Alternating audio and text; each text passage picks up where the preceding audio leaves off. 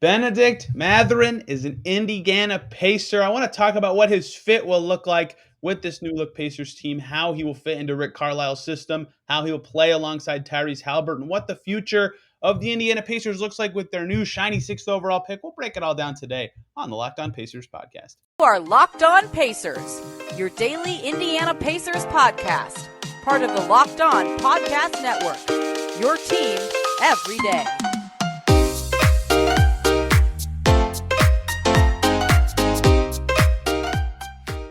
Welcome into a bonus weekend edition of the Locked On Pacers podcast, where we, of course, talk about the Indiana Pacers. As always, my name's Tony East. I cover the team for Forbes and the West Side Community News. And today, of course, if I'm doing a bonus episode, that means something cool happened. And that cool thing is that the Pacers picked their highest pick since 1988, the sixth pick. They pick Bennedict Mathurin from Arizona. Talked about the draft direction on yesterday's podcast if you're interested in that. But today is all about Bennedict Mathurin, how he'll fit with the Pacers in Rick Carlisle's scheme, next to Tyrese Haliburton, next to Chris Duarte, next to whoever is on this team, because free agency's in 6 days and this could be totally outdated by the end of that. And here with me, someone who also watched a lot of college basketball and covers the Pacers, sort of. The perfect blend for this show. You might hear him at Indy Cornrows all the time. You probably read him at whatever of the 10,000 basketball outlets around the internet. Mark Schindler is here. Mark, what did you think of the Mathurin pick when it happened? I think, well, first of all, thanks for having me on. But I think, You're welcome. I don't know. Like, I guess I don't want to say this was the one that was expected, but it felt like, just given how everything had gone and some things that had been reported, it felt like this was kind of the pick that was coming. I don't know if you felt the same, but to me, it definitely felt like that was what was in the pipeline for the most part. So I wasn't too shocked by it. I'm still like, I'm probably not quite as high on it as I think some fans are, but I am pretty, like, I mean, as far as what the talent was and his fit with the team, as we'll get into, I'm pretty stoked for what this could look like.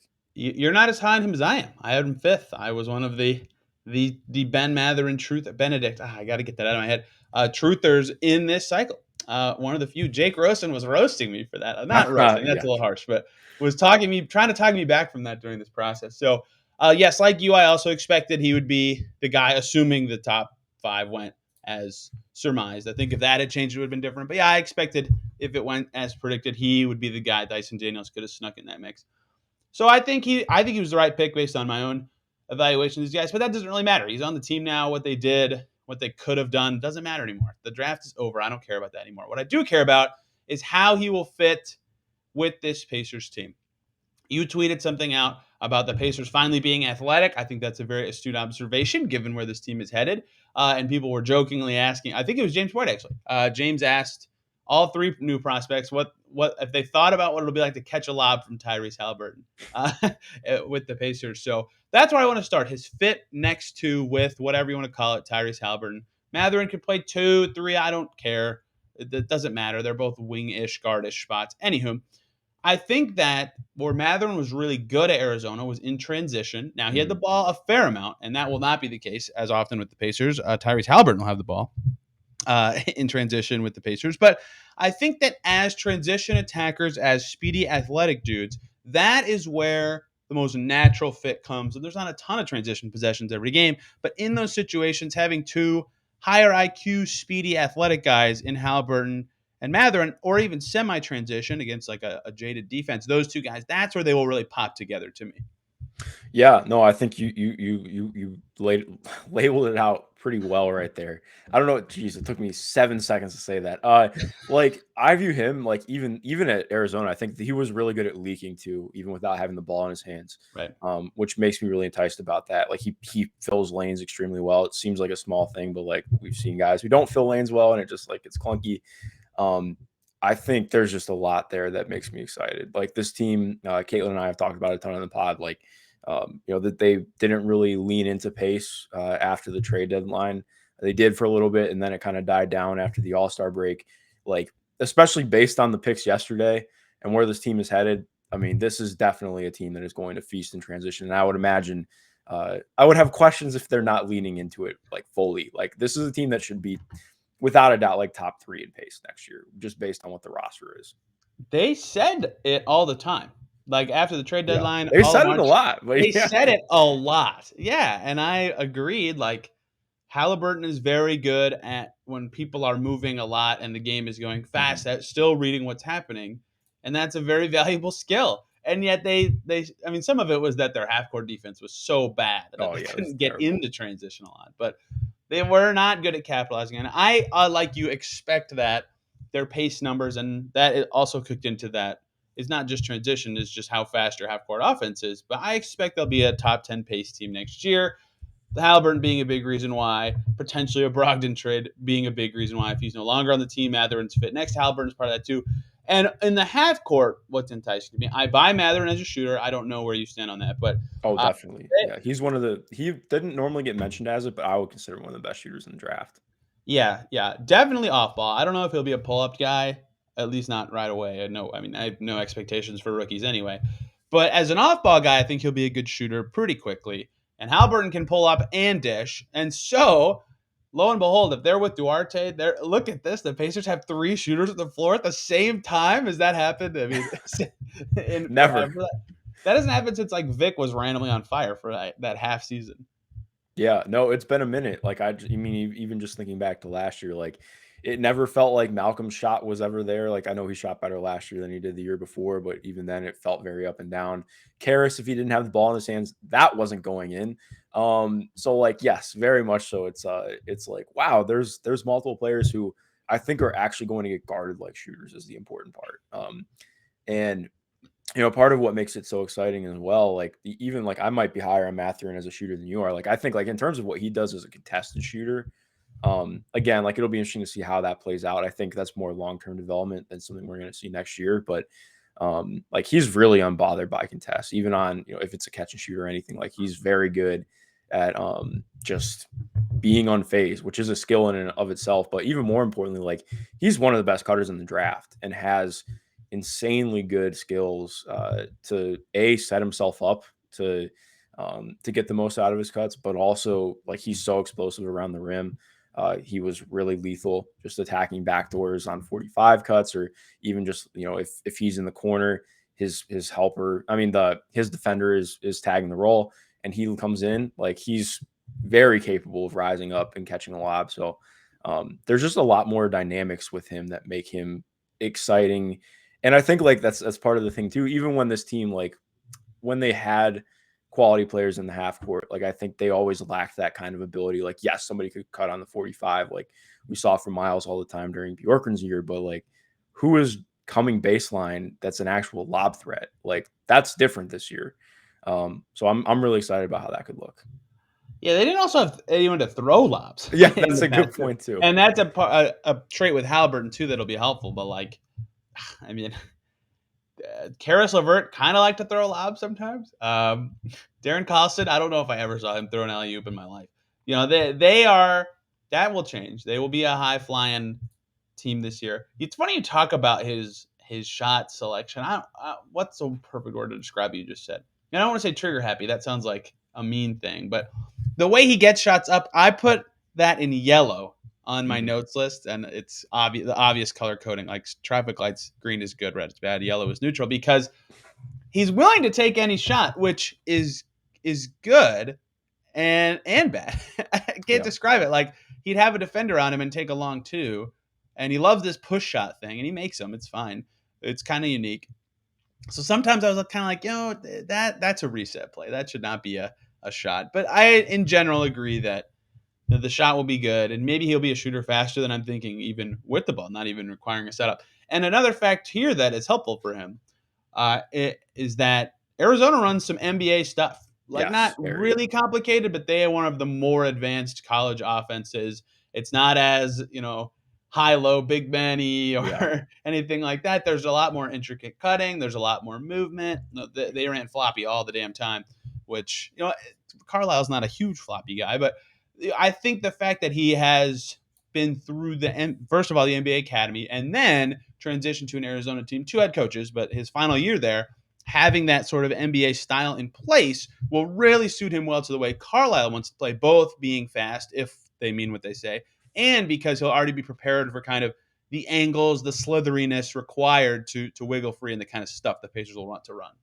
Yeah, no, I really like that. That's a great point. I think that's part of the reason why Caitlin and I were both like pretty set on like, yeah, this feels very much like the guy the Pacers are going to take because he automatically fits so much of what Rick likes to run.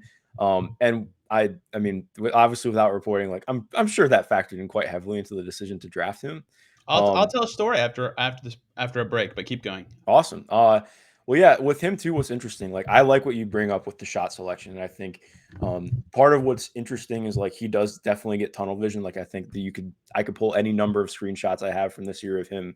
You know, he has like 2.5 defenders on him. There's a guy wide open in the slot to his right, and that thing is going up anyways. I do think he got a little bit better at it as the year went on, but still going to be a clear area of emphasis. I do think like him getting more secondary reads, attacking off of the like. Granted, he still did a lot of stuff off the ball, but like, you know, instead of having like, okay, I'm gonna step, jab, hold for a second, and then attack, and then get the floor. I think it's gonna be a lot more quick, fast pace, more read and react stuff, which I think is gonna be better for him and just repping out some of the easier things. But the other thing is the handle. I think is a lot of why his shot gets to where it's at, and also that's part of the reason where I'm like. I'm interested just to see how that comes along because he can put together some really quality dribble moves. He has just about the best downhill burst in the draft, but you just don't see it play out very often because it's like, I mean, his hands and his feet are like on different planes at times. Like it really restricts him from getting where he wants to go. And I just think like that's genuinely like normally a harder thing to improve in the NBA. Like Paul George is a great example, but like the example of being like the supreme outlier. Like, so I'm interested to see what happens with that. But again, like attacking more tilted defenses will help theoretically. But I would say that's probably part of why I feel like a lot of his shots end up being more contested or especially more of the pull up two variety. But he does have pretty good touch on floaters, which is definitely enticing and makes you feel better about what how that's going to continue to grow. I love floaters in a prospect. Like it's the easiest counter. It's not like super useful all the time, but it's the easiest counter to getting run off the line, especially in the NBA level when defenses can rotate. So if you've got it, that's huge. Like Carousel Vert going from young dude who shoots 40% to like, oh wow, this dude should start on any team was the floater being added to his game. Hey everybody, really quick, just wanted to talk to you about Arcade 1-Up. NBA Jam is back. Arcade 1-Up, the leader in at-home retro arcade games, is not only bringing the best game ever back, but they've made it bigger and better than ever with a Shaq Edition machine. People loved NBA Jam growing up. You could jump all the way across the court, set the ball on fire, and in one of the first sports games ever to feature real and digitized NBA licensed teams. No fouls, no free throws, no quarters required. You can compete with friends and family through all new Wi-Fi leaderboards, making you more connected than ever. Pre-order now from arcade1up.com. That's arcade, the number one, up.com for an estimated early September ship date. They've got even more classics like Golden Tee, Mortal Kombat, and many others starting at just $3.99. Check it out. They're giving away an NBA JAM Shaq edition to a Locked On listener. Enter for a chance to win a game console for your man cave at arcade1up.com/lockdown. That's arcade, the number one, up.com/lockdown. You've got till July 8th to enter to win NBA Jam Shaq Edition console. I want to talk more about Rick and tell you a story. I think it's been well publicized. I think I even said it yesterday on the podcast that I did, but it was 3 a.m. and I don't remember what I said after the draft. Mathurin came to Indy for a solo workout. They had a different group workout in the morning the day he was there. That was the Jeremy Sohan and Dyson Daniels workout was that morning. So Mathurin comes in, does his thing at, let's say, noon. And then he leaves the Pacers facilities, goes to lunch with some Pacers decision makers. They do some stuff in the city. And then it's like, I don't know, 4 or 5, whatever.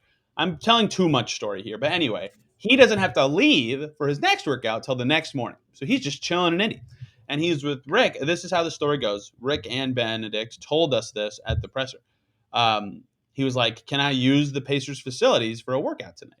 After he already did a workout with the team, just to get some shots up. And they're like, I mean, yeah. So Rick met him there, and they went for a second workout in the same day, one-on-one, Rick Carlisle and Bennedict Mathurin. They worked on footwork for an hour. And all that story, that's what they both have described it as, at least. And all that to say, Mathurin loves it. He got this connection with the coach. He fell in love with the franchise. He got to work out with them twice. I think that's sort of where this really took off as a connection. And Rick likes being a teacher and working with players in that environment. I think that is where their bond formed and this sort of marriage between pick and team really started. I also think that is telling of Rick Carlisle liking this guy being important because we talk about his shot and getting it up. If Rick Carlisle puts you in a game, he will let you shoot whatever you want. If you think you're open, he says, great, take the shot. So I think their bond and what Rick thinks of him as a player is really important. Rick was involved in the draft cycle quite a bit. If you saw the video the Pacers posted, he was the first guy talking on the phone when they called him, telling they're picking him, right? That bond is important, and I think that the trust he'll have in Mathurin on offense, beyond any fit thing, I just think as a coach and player, they're a very natural fit between a player whose development path from going to Canada to Mexico to two different college coaches to the NBA, finding having different mentors all the time, finding a guy you click with and finding a guy willing to learn is really key. Rick Carlisle said he also did something similar in terms of a one-on-one workout with Isaiah Jackson last year. He told us that today. I did not know that. So that's a lot of story to say that beyond any offensive package or how they play or anything like that, I think the player personality and coaching personality fit between Rick Carlisle and Bennedict Mathurin is very good, and that will most obviously, to me at least, play out in the form of both shot selection and footwork. Those are good stories, though. That's not Thank like you for lengthy coming to my story TED that doesn't Talk. matter. Those are like good stories, and that's really valuable stuff. So I appreciate hearing that. That makes things make a lot more sense. But I really like hearing that as well. And I'm right there with you too. Like I think the other big thing I see with Ben that I'm interested to see play out is like pacing and tempo in the half court is not a thing for him right now. Like No. a lot of that too is the handle and like just not being able to really start and stop. Like it's either I'm going straight downhill and this is going to end up in a pull up because I have to pull up my dribble. But like, I think figuring out, like you're mentioning with the footwork and finding out more about how to decelerate and all those things and getting into some of the intermediate stuff he's shown already. Like that's the kind of stuff that makes me excited about who he could be with this pick, because I think like there's a world where let's say if the pull up shooting really hits in a way that it's possible of doing, like this is a guy who's running second side actions and really capable of becoming like, I don't think it's crazy to think that he becomes like the leading scorer on the team at some point. Like I think ideally it's going to be Tyrese. And I think a lot of this year is us hopefully seeing that. But yeah, like this, he has a lot of just a really impressive framework to become a quality scorer in the NBA. You know whose tape Mathurin should watch before he plays a game? It's a rookie from last year, so you're probably not gonna a rookie from last year. I'll let you take one guess, but I don't think you're gonna get it. Man, I'm trying to think because I love the rookies from last year. I did too. Jalen Green? No, that is a decent one. That would be my top three. Franz Wagner. Oh, yes. Okay. The king of deceleration, the perfect speed of approach on every attack on those second side attacks. For everybody who roasted him as a prospect because he's not that fast, it doesn't matter if you're that fast. If you go the right speed to beat your man and get an advantage every time, it works out in your favor more often than not. And that, Mathurin is fast, which is great. That's a big appeal for Jaden Ivey too. Like, hey, this dude's going to be faster than a lot of players. But if you can't slow down and your handle isn't amazing, those things are eventually going to catch up to you in a negative way. Pacers had that problem as a team quite often last season when they were just playing not out of control. No, in the NBA, you've evolved past playing out of control, but playing at a pace that's too fast to sustain or do anything good. Hey, we've talked about offense for 18 minutes. There is the other side of the ball here. Mathurin's fascinating as a defender to me. He is just tall enough at 6'6" in shoes. I gotta quit saying in shoes. I don't care what a player's measurement is, not in shoes. Until a dude's playing barefoot in an NBA game, I gotta quit even reading it. He is 6'6". That is all that matters here. Yes. That is tall enough to defend wings. So, and Adam Spinella got me on this. I generally ascribe to the you are what you guard. So if you can guard if you can guard a 2 all the time, you can play the 2. If you can guard a 3 all the time, you can play the 3. If he can guard ones, then he could play the one. They shouldn't do that. But anyway, I think he can play on the wing, and I liked his on-ball defense at Arizona. I still, thank God, didn't delete all my notes of him. He is like weirdly contact averse on defense in a way he's not on Yeah. offense, but in general, on the ball, he's in guys' faces. He doesn't, he doesn't back down on that end of the floor. His technique is good when he's up in on guys. So I don't love his off-ball defense yet. Most prospects I don't, though. I'm a little overly critical of that. I think he has work to do on that end, but he has the size to fit in and fill in a spot that the Pacers basically just have Duarte as an option right this second. Yeah, no, I think what you bring up is a great point. Like, I wouldn't say that I'm less high on him being a 3 as well. Like, I think he'll definitely play minutes there, but my thing is just going to be how much of, and I mean, to be honest, I don't really know how to gauge it. I tend to view like some of the off-ball stuff that he does is less to me about. It's not about an effort thing. It's just more like I think some of the screen stuff is effort, to be fair. There are just moments where he just completely loses the ball and loses focus, Yep. and that's the kind of stuff where I'm like, okay, I do wonder how much better that's going to get because that's just like how he processes and sees the floor. Like that can improve. I'm not sure what level that's getting to. On the ball, though, I do think like there's a chance where he can become like I wouldn't necessarily say like the stopper of the team, but somebody who can get stops for you. Like I probably view him as being somebody who's more like if things really hit right, he's probably like an average to slightly above defender in most scenarios, like TJ Warren essentially when he's healthy. So not TJ Warren, but the biggest thing for me is I didn't say that, but the biggest thing for me is just gonna be screen navigation. The screen navigation is very, very bad right now. Like he will just straight die on screens and call out switches before even trying to fight over. Like Arizona's game plan was fight over screens, keep the ball in front because Coloco's awesome playing close to the level. But it ended up with a lot of Coloco switch because I can't get over the screen. And I think what's so weird about him is like he's like low-key pretty decent running off of screens, but the second he has to do it on the other side of the ball, his movement patterns are just very bad in how he tracks things and how he keeps up. Like he's really good at shoulder dipping on offense, terrible at shoulder dipping on defense. So like I think that can improve for sure. But again, like more of like the how I see things as the low man or what happens when I'm in the slot and I have the opportunity to dig down, but I might lose my man on a relocation. Like that stuff I'm probably less high on improving, but I do think like the screen nav and stuff like that can really improve. Yeah, wow. I have several reactions to what you just said. First of all, Coloco on the Raptors.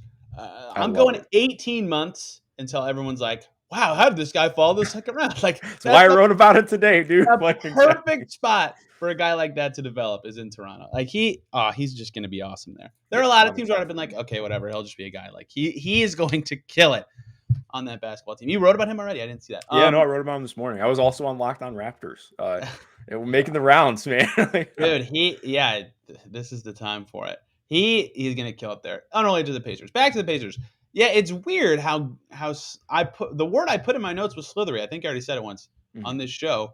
For him on offense, and on defense, he's just not at all like that. And it's so weird to see a guy who like when he would drive, he would feel contact and go through it or like be okay getting a shot up through contact. It wasn't like his preferred way of finishing, but like almost 40% free throw rate in 2 years at Arizona. Like good. That's good. That's pretty good. Like he's not afraid of the contact. He can draw the fouls. He finished through it sometimes. That's awesome. On defense, it's like I can't explain it. He's totally different. I don't want to fight through that screen. I'd rather dip a little bit. In the post, he would like not like too much like curling up. If you're watching on YouTube, you can see me literally doing the motion. But like he would like lean away sometimes, like on post defense things. Yeah, he like really tries to lean into his hips. Yeah. So it's weird that he's so different in that way on both ends when clearly he understands the advantages those skills can give you. He does them on one end of the floor, but yeah, his defense is definitely not as good as his offense to me. And I think his defense has been kind of miscast in this cycle. I think I am a little higher on his on-ball defense than you, I would say, but I still don't think that he's the defender that people have made him out to be, even though the Pacers will basically day one need him to do the thing. Hey, go like they did with Duarte last year. Hey, you're going to be guarding very good players on the wing pretty quickly, unless they sign someone very good on D on that end. I think that he will be playing a big role on defense pretty early on.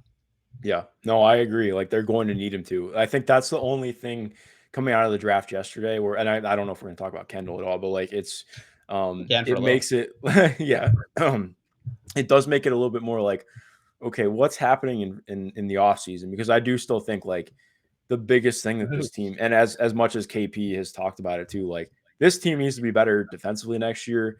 And I'm not seeing it yet. Like I am interested by a lot of things that they can do, but like, it's not even just like what the defensive rating is going to be, but okay, having just like a concrete path of what they're going to do defensively. Because right now I don't really know how to picture what kind of scheme they're going to run. Part of that too is like, what happens with Miles or what doesn't happen with Miles. But yeah, I think finding more answers on the wing will be really important.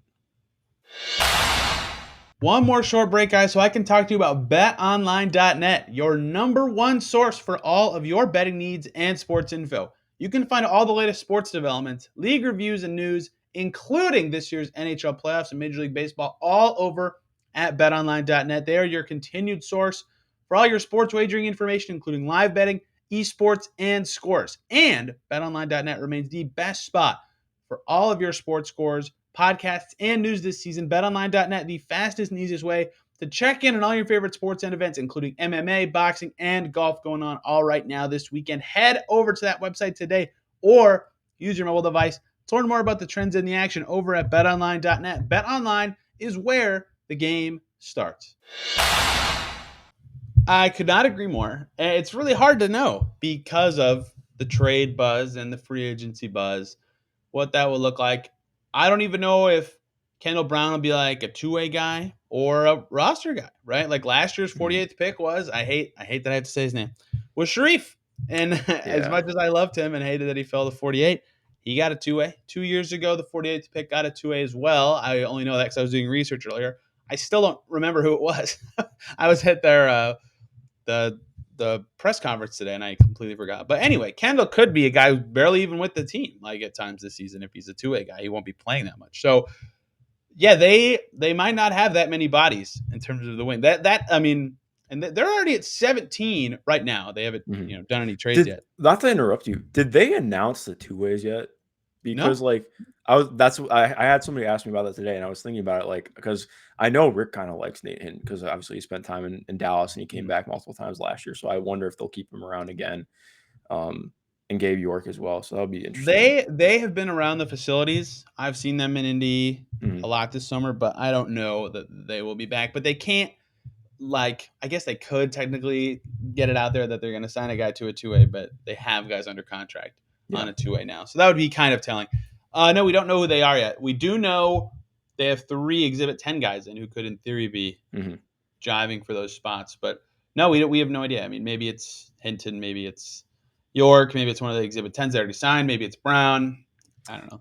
Who was the third guy? So it was Tevin Brown, Jermaine Samuels. Tevin Brown, Jermaine Samuels, and Eli Brooks from Michigan. Oh, yes, that's right. He snuck in. He was today, I think, when that one went down. Yeah, no, I missed that one today. Yeah, another guard. Just they need.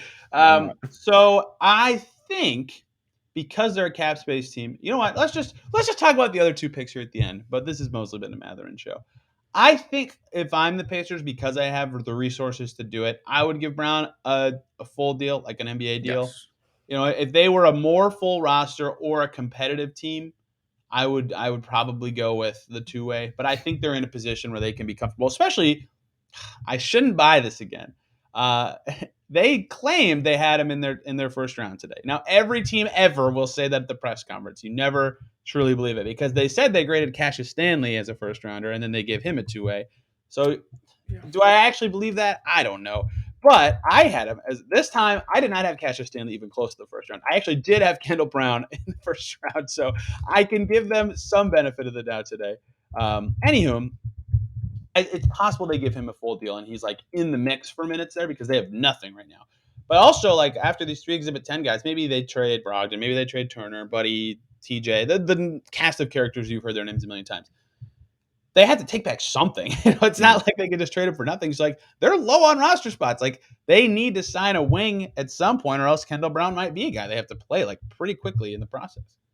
Yeah, it's interesting too because I'm in the same boat as you. Like I wasn't sure what to make of what was going to happen for him after Golden State picked PBJ, because I thought, to me, like he was like the most sensible landing spot just based on, getting to be in a more segmented role that makes sense for him.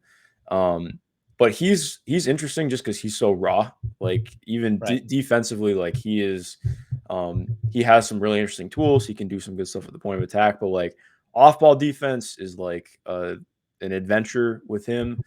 Offensively, like he's much more of like, I think when that pick happened, I was like, part of this is me just being jaded from being around the team for a while, but like when they made that pick, I was like, oh, okay, they're really going to lean into pace next year, because if you're not Yeah. leaning into Yeah. pace, there's no way that guy's He seeing court is time. he is fast and athletic, and that's kind of like the entirety of the things that Yeah, make him a high he's level. fast, he's athletic, and he has like some intriguing touch, but also like very frustrating He touch dunked a because lot. like That was cool. he dunked a lot, but it was like it's either a wide open dunk and in Yeah. transition, or he's throwing up like a very contact averse offhand layup or floater, and like he showed good touch on them. Like I also think like he's somebody, like just comparing him to Jeremy Sohan, like I have a lot more faith in Kendall becoming a jump shooter based on like Yeah, me some too. pre-college stuff, what his touch indicators are, and like even when he took jumpers, they look decent. It's just confidence. So I think a lot's going to be like what his how they can kind of work on how he attacks the game, because I think he's pretty like he has solid feel for the game, but I struggle to say that he has really good feel for the game just because he's really bad at picking his own spots right now. Like he's very averse to Yeah. making anything that is not extremely easy his own shot, and like even just like even if it's a bad shot, like just taking it would do a world of stuff for him, because I mean, defenses just acted like he didn't exist most of the time at Baylor. But again, like I think if they're really committed to him and think that they can get something out of him, like he's interesting. So I think especially like that plays a lot into what happens with Malcolm and Miles. Like how much are they trying to prioritize being a competitive team, or a team that is, and that's obviously that does not mean tanking. I feel like I say this every time I talk about this. Like doesn't mean that they're tanking. It just means that they are trying to figure out how to be a You gotta better ban team in that 2 or 3 years. Yeah. from this podcast. Yeah. No, exactly. So like I think that it'll be People really have like interesting to see what buttons they happens. hit to make horns to beep out cuss words. I'm Yes, gonna have that'd be one wonderful. button. I press the letter T during a podcast, and tanking just bleeps out. I mean, like that would be fun. That would be amazing. Kendall Brown is a guy that if you scout like the scout, let me put air quotes up. If you scout like this, if you search player name highlights on Mhm. YouTube and that's step one for you, first of all, that's not scouting. Second of all, you probably love Kendall Brown because his highlights Yes. look really cool. But yeah, I agree with what you're saying, and their commitment to him, the more I think about it, the more I think they'll probably give him a short-term deal that is not a two-way. The last two 48th picks, Sharif and Nico Mannion. I looked it up. I remember. Atlanta was coming off a conference finals appearance, and the Warriors, obviously very good. Those teams are trying to be good. That's why they are willing to give 48th pick a two-way instead of a guaranteed roster spot. They want that spot to go to a contributor. So I think it's more likely, coming off of a 25-win season, the Pacers would be willing to give Kendall Brown, this guy they're apparently high enough to trade up for without having worked him out, a chance to do something. But I don't think he'll be in the rotation. I think that he's Yeah. just an option for that. We'll close with Nembhard, who is kind of being, because they didn't trade up for Nembhard like they did with Brown. Brown's got, like I said, the more appealing skill set, at least in terms of discussing it. They just stuck at 31, which I think was pretty surprising. They stuck at 31 and picked Nembhard. Uh, what do you think of him? What can he be for this team? And in a crowded point guard room, how does he slide in on this Pacers squad? Yeah, exactly. Like that's what's so fascinating about it. Like it's funny because I've gotten some blowback for saying it, but I think he's more of a combo guard, but that's just because he's not a guy who's like he's not betting a defense without pick and rolls. Like, but what makes it funky is like he's really not a great off ball player right now. Like he had a good shooting year this year at Gonzaga. I think he shot 38% from three. His free throws were way up, but like for his career, the 3 years before, I think he shot 32% from deep on volume. So a lot is going to be, what is the shot like for him? He does have some interesting stuff as a pull-up shooter, especially inside the arc. So like I think you can see the idea of him, using his feel, being a quality passer and decision maker out of pick and roll. But I'm just kind of like, with the 31st pick on a team that is like already extremely guard heavy, like I understand, like I know basically the way that Chad pointed it out last night was like, best pick available in terms of how they were looking at every single guy. But to me, I also look at it like, yeah, even if, okay, let's even say like Malcolm gets traded and TJ gets traded, like there's still a lot of guards on this roster. So it's just kind of, to me, like I get the best player available thing, but also what about a wing? Or like, because I just think like that's so clearly what this team is lacking. Like, I mean, and that's not to be unfair to Andrew. Like, I think there's a lot to like with him, but he's not a guy who's really been an off-ball guy, so it just makes it weird.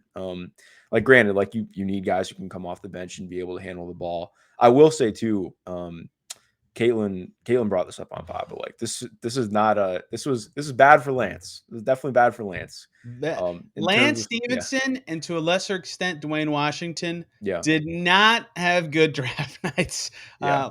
I think Dwayne will stick, but anyway, carry on. Yeah. Well, especially too because Dwayne started doing more movement shooting stuff. But yeah, like Yeah. I think like they're very much prioritizing him as like, okay, you're going to be a backup bench guy. We'll see how it goes from there. It's just I don't know. To me, it was like I would have much rather seen them draft a wing, but I'm interested to see how it plays out and what kind of moves they do in the offseason before I fully, get flustered by that one. But like he's fun, man. Like I like watching him play. He's already like, I mean, he's going to be one of the better passers on the team. Yeah. He has just a really good feel for the game. I am just curious, like, what does this look like around the rim for him? Because he's a very below the rim athlete. He's not super bursty or explosive, much more pacing, tempo oriented guy. So he doesn't quite fit the high octane offense brand, which is you're nailing all my points. This is exactly where I want to go with this. So it's just it's interesting. But I do like him as an NBA player. Like I think he's somebody I would have been comfortable taking like late first, but just for this team and what they're trying to build. What I was going to say. Yeah. It's just like for this team and what they're trying to build, I was a little bit like, huh. So yeah. I'm guessing you're in the same line. He is really clever. Yes, and that's a good way to put it. In tight spaces in the lane, and look, he had awesome teammates the last 2 years. But like in tight spaces in the lane, he's still getting his teammates the ball in good spots. Like I think he's a good passer, and 6'5" good passing guards, like that's a good player. Like that alone, his steal rate's good. He understands because he reads the game and is clever. Like his defense is fine. Like I think he's an NBA player. Like it's a good pick. But yeah, the thing you nailed that is interesting to me here, but beyond that, they already have Brogdon, McConnell, and Haliburton on the team, is they picked a really athletic fast guy at 6 and a really athletic fast guy at 48 and are talking about their pace all the time last season and upping their athleticism. And Nembhard is not fast or athletic. And so it's just kind of going to be a style change to me at times if he's running the show. And, if they have Haliburton on the team and Haliburton's your full-time one, he's not running the show that much anyway. You know what I mean? It's not that many minutes. But 31, like that's a guy who should be at least pretty dang close to a rotation guy for a rebuilding team every day. Maybe not every day, but he should play a lot his rookie year. Like 31 is basically a first-round pick. So how they figure out those stylistic differences and fit him in will be fascinating to me. That said, last year's 31st pick only played 12 games for the Wizards. Isaiah Todd, that pick did not pan out for them. My goodness. So Nembhard, I think he's good. He's got good skills.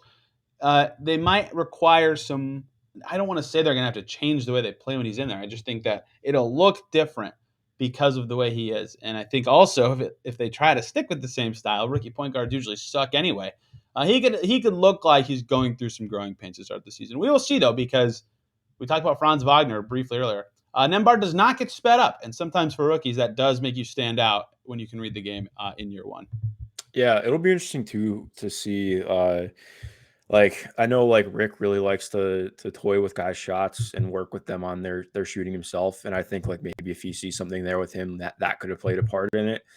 Because I do think like there's something really interesting. Like, okay, if you can believe in this guy being like, if he's much more of what he was later on at Gonzaga, and you can extrapolate that out, and maybe you start getting him in more on relocation and not just like straight catch and shoot stuff, then you can envision him doing a lot more as a secondary guy who can, really do things off the second side and attack off closeouts. But like right now, like, yeah, I'm not there. So it'll be interesting to see how that plays out. I need to learn more about him, truly. Like I have a pretty good idea of what he is, but just envisioning him for the Pacers is tough for me.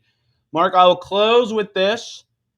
I think the Mathurin pick is terrible because he's going to be wearing number double. Oh, dude, I zero. hate it so much. Who allowed this? Yeah, it's so bad. If the Pacers starting backcourt next year is 0 and double 0, that is an aesthetics disaster. We are Yeah, headed it's for a tough. disaster. I Most people do mean, not care about jersey numbers. I don't know why, but oh, I care about jersey numbers. I don't mind 0. If I you don't wear like anything 0. above 35, it's kind of a disgrace to basketball. But Yeah, did you? You're my age. Like when we were playing growing up, like you couldn't have a 6, right? You had to be 1 through 5 for both numbers, so yeah, the my ref could coach was flash like, it, right? you can't wear 1, you can't have 0. I don't remember 6. Why was 6 not a thing? Well, I don't know if this is why, but I was taught that the ref had a whistle in one hand, so they had to be able to flash your number to the score with one hand, and you can only Ah, do 5 digits on your hand. I hadn't So thought about that. yeah, that's what I always thought it was. But Interesting. anyway, in the NBA, like there's a million officials. It's possible to relay other numbers, but Hmm. I've never had any affiliation with 0, double 0. Where does it end? When's the first 000 going to happen? I hope never. Never. I like it's already too late. I would say I hope that Benedict just like changes his number like out of heart for Is the this the rest of first us. time But in NBA history a guy wore 0 in college, got picked to a team, and went, "Oh crap, I can't be 0." and then said I'll wear 00. Like, I'll wear yeah, double 0.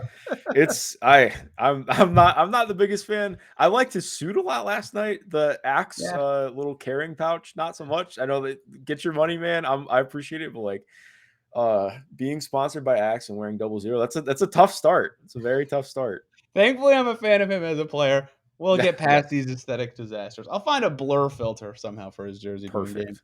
Mark, thank you for chatting with me for way longer than I meant on Oh this no, this was wonderful fun, Friday man. evening. Everybody, I hope you enjoyed a bonus episode. I rarely do 6 episodes a week, but the draft merits more discussion. Mark, you cover everything ever. Where can people find all that? You can find me on Twitter at MG_Schindler.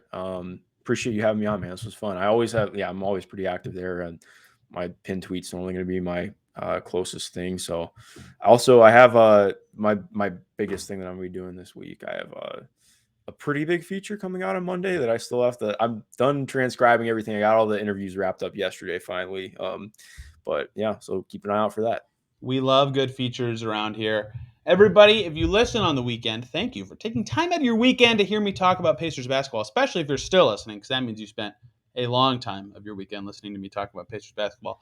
Be back Monday with some final draft thoughts, and then, my gosh, it never ends these off seasons. Straight into free agency. I'm not used to these calendars. I got used to the COVID calendar. So jump right into that, what it could mean for the Pacers, how the draft impacts free agency. We'll cover all that here on Locked On Pacers. Hope everybody has a great rest of your weekend or day whenever you're listening, and we will see you tomorrow.